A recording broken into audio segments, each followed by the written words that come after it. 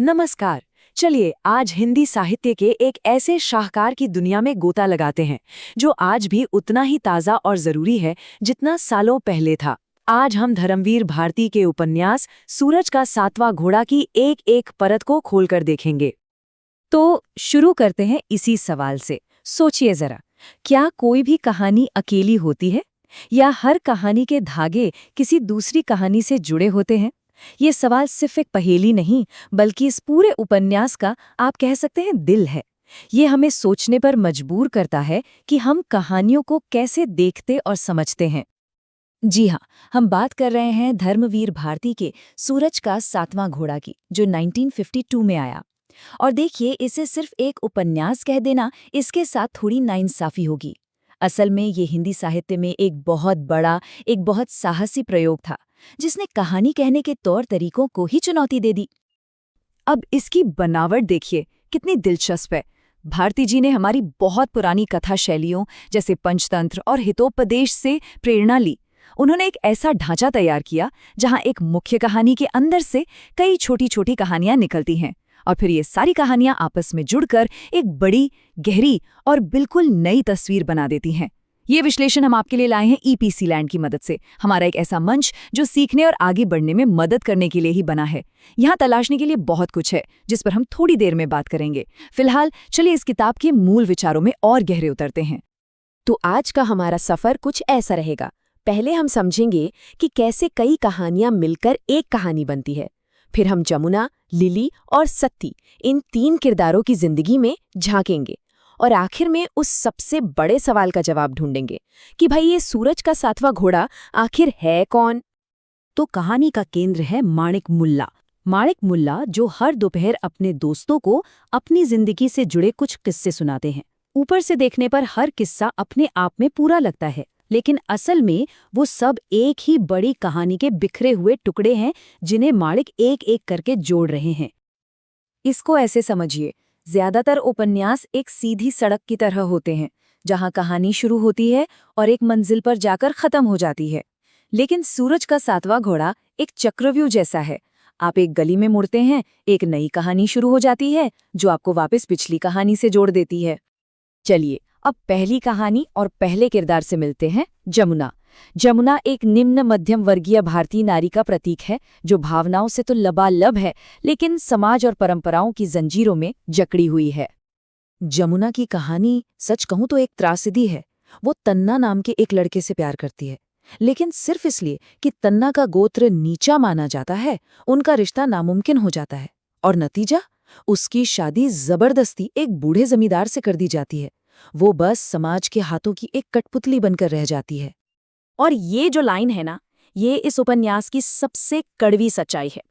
माणिक मुल्ला कहते हैं कि जमुना की कहानी सिर्फ एक लड़की की नहीं, बल्कि हिंदुस्तान के उन 90% लड़कियों की कहानी है जिनके सपने और जिनकी मोहब्बतें सामाजिक दबावों की भेंट चढ़ जाती हैं। जमुना के बाद कहानी में आती है लिली। लिली जो जमुना से बिल्कुल अलग है। वो पढ़ी लिखी है, आधुनिक है, लेकिन जब जिंदगी में कोई बड़ा फैसला लेने का वक्त आता है तो वो भी उतनी ही बेबस नजर आती है। लिली का माणिक मुल्ला के साथ एक गहरा रिश्ता है, लेकिन उसमें इतनी हिम्मत नहीं कि वो अपने लिए, अपने प्यार के लिए खड़ी हो सके। वो समाज की उम्मीदों के आगे घुटने टेक देती है और आखिर में तन्ना से शादी कर लेती है। हाँ, वही तन्ना जिससे कभी जमुना प्यार करती थी। और जैसे जैसे हम इन किरदारों को समझ रहे हैं, ये याद रखना जरूरी है कि इन विचारों को असल जिंदगी में लागू करना ही सबसे बड़ी बात है। अगर इन विचारों को व्यावहारिक रूप से समझने में और गहराई तक जाना है तो epkland.com पर मौजूद कोर्सेज, वीडियोस और ब्लॉग्स को जरूर देखिए। खैर, अब वापस चलते हैं हमारी कहानी के अगले अहम किरदार की तरफ। और अब आती हैं सत्ती। सत्ती, जो इन तीनों में सबसे अलग है, सबसे ज्यादा जुझारू। वो विद्रोह का, आत्मनिर्भरता का प्रतीक है। वो किसी के सहारे नहीं जीती, अपनी लड़ाई वो खुद लड़ती है। सत्ती अपने शोषक चाचा के सामने डटकर खड़ी हो जाती है। वो माणिक मुल्ला से प्यार करती है और उसके साथ भाग जाने का साहसी फैसला भी लेती है। पर यहीं कहानी में एक बहुत बड़ा, बहुत दर्दनाक मोड़ आता है। माणिक, जो हमेशा बड़ी बड़ी आदर्शों की बातें करता था, ठीक मौके पर अपनी कायरता दिखा जाता है और सत्ती को धोखा दे देता है। और कमाल की बात देखिए, ये शब्द खुद माणिक मुल्ला के हैं। वो सती की हिम्मत और उसकी आज़ादी की तारीफ तो करता है, लेकिन जब उसी हिम्मत का साथ देने का मौका आता है तो वो खुद ही पीछे हट जाता है। ये है मध्यम वर्गीय पाखंड, जिसका भारती जी ने पर्दाफाश किया है। तो हमने 3 औरतों की 3 कहानियां देख लीं, पर सवाल अब भी वही है, क्या ये सच में 3 अलग-अलग कहानियां हैं या इन तीनों के पीछे कोई और ही एक बड़ी कहानी चल रही है? और सबसे बड़ा सवाल, इस उपन्यास का ये नाम सूरज का 7वां घोड़ा, इसका मतलब क्या है? चलिए अब इस उपन्यास की सबसे गहरी परत को खोलते हैं, क्योंकि असली कहानी इन औरतों की है ही नहीं। असली कहानी तो कहानी सुनाने वाले माणिक मुल्ला की है। जी हाँ, ये पूरा उपन्यास माणिक मुल्ला के चरित्र का एक आईना है, उसकी कायरता का, उसके दोहरेपन का और उसकी उस मध्यम वर्गीय सोच का, जो बातें तो बहुत क्रांतिकारी करती है, लेकिन जब कुछ करने का समय आता है तो डर कर बैठ जाती है। माणिक एक अविश्वसनीय कथावाचक है। मतलब वो जो कहानियां सुना रहा है, हम उन पर आंख मूंद कर यकीन नहीं कर सकते, क्योंकि वो अपनी कमियों को छुपाने के लिए उन्हें तोड़ मरोड़ रहा है। तो फिर सूरज का 7वां घोड़ा कौन है? उपन्यास के आखिर में ये राज खुलता है। ये 7वां घोड़ा भविष्य है, ये उम्मीद का घोड़ा है। ये जमुना, लिली और सत्ती के बच्चों की वो आने वाली पीढ़ी है जो शायद इन बंधनों से आज़ाद होगी।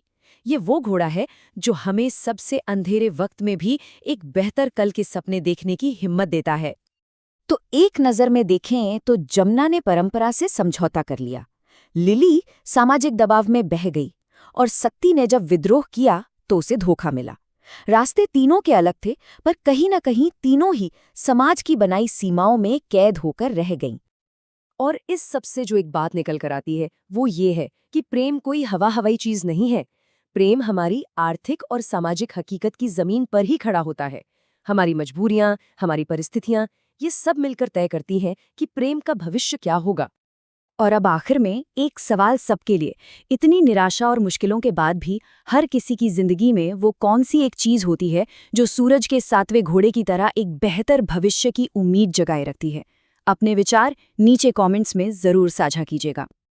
अगर ये विश्लेषण अच्छा लगा हो तो इसे एक लाइक जरूर दें।